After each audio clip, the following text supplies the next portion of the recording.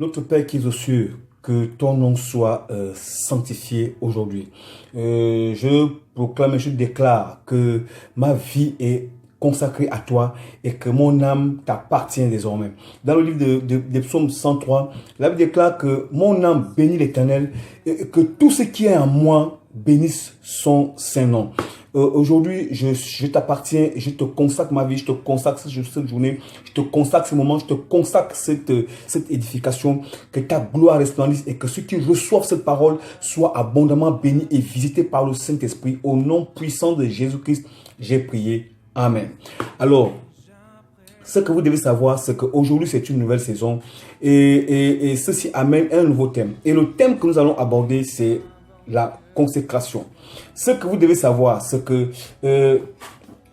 la consécration est un signe de maturité spirituelle pour les hommes spirituels, des hommes matures, des hommes mûrs, des hommes même étant jeunes en qui l'esprit est développé et attaché au Saint-Esprit.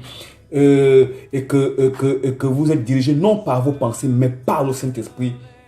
Sachez-le bien. Alors, ce que vous devez aussi savoir, c'est que la consécration ou un homme consacré est accompagné par des signes qui marquent son appartenance à Dieu et à la tâche qui lui est assignée. Et Dieu confirme par des signes, des prodiges et des miracles la tâche qui lui est confiée et que cet homme n'est plus un homme normal, c'est un homme surnaturel. Il n'est plus de commun de mortels, il est regardé avec admiration parce qu'il accomplit la tâche que Dieu lui a assignée.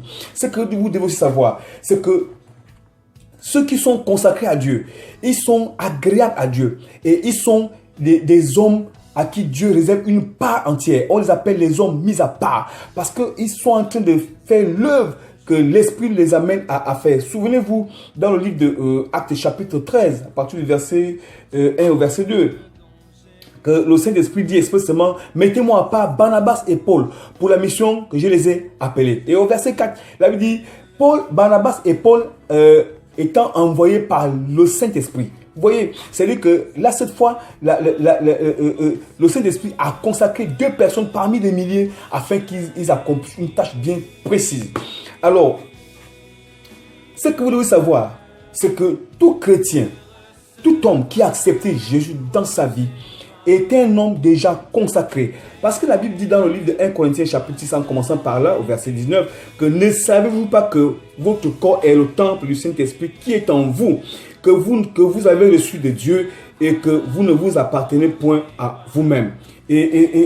Retenez aussi ceci, que le livre d'Éphésiens chapitre 2, verset 10 nous dit ceci, que nous sommes l'ouvrage de ses mains, ayant été créés en Jésus-Christ, ayant été créés en Jésus-Christ pour de bonnes œuvres que Dieu a préparées d'avance afin que nous les pratiquions. Alors vous savez, toi qui as accepté Christ, nous qui avons accepté Christ, nous sommes déjà des hommes consacrés à Dieu parce que nous sommes l'ouvrage de ses mains. Et il a préparé des bonnes œuvres afin que vous et moi, nous puissions les pratiquer et que nous les pratiquions. À ce moment donné, Dieu nous avait déjà consacrés avant que nous soyons nés. Et lorsque nous accomplissons le vœu de marcher avec lui, alors nous accomplissons la tâche et nous sommes consacrés à cette tâche.